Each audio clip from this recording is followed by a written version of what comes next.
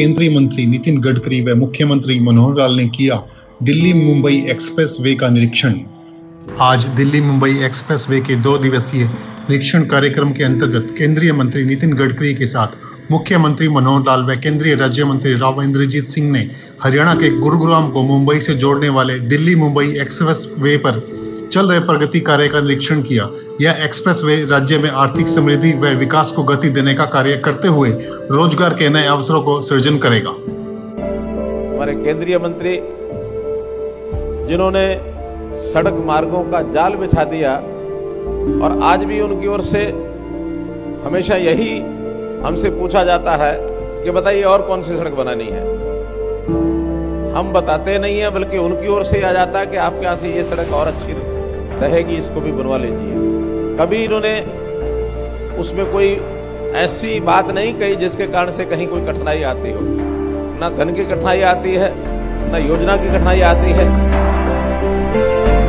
राष्ट्रीय राजमार्ग बनाते हैं, एक्सप्रेस हाईवे बनाते हैं, ये ठीक है कि बाद में लोगों की डिमांड पर कुछ छोटी छोटी चीजें जब रह जाती हैं तो वो हम जरूर निवेदन करते हैं कि लोगों की कठिनाई ना आए, इसमें ये छोटा सा और इसमें जोड़ दीजिए, कहीं अंडरपास जोड़ दीजिए, कहीं ओवरब्रिज बना दीजिए, कहीं सर्विस रोड बना दीजिए। तो ऐसे हमने 12-13 एक बिंदु दिए हुए हैं। वो हमारी मीटिंग जब होती है तब हम देते हैं तो और तुरंत उसके ऊपर काम शुरू हो जाता है।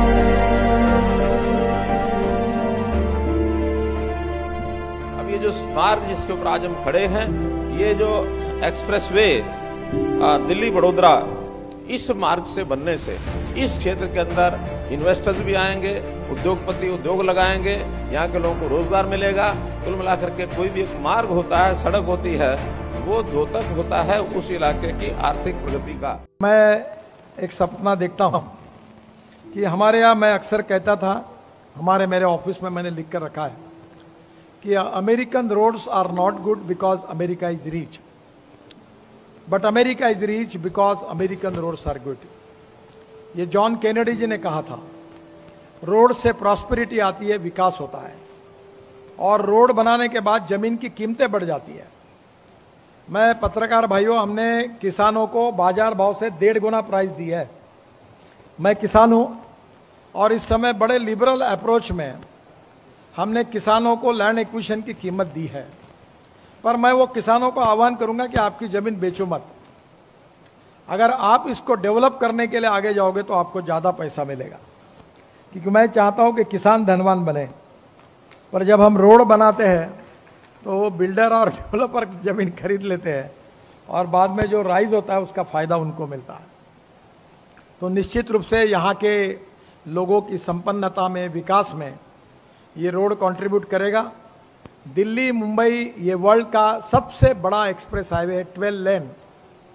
और आपको पता होगा कि हमने अभी राजस्थान में रोड पर हवाई जहाज उतारा, और वो बड़े हवाई जहाज में मैं और राजनाथ सिंह जी बैठकर जब हम उतरे तो एयरफोर्स के चीफ मेरे बाजू में, पायलट के पीछे हम दोनों खड़े थे, बीच में भदौरिया जी खड़े थे, चीफ ऑफ द एयरफोर्स।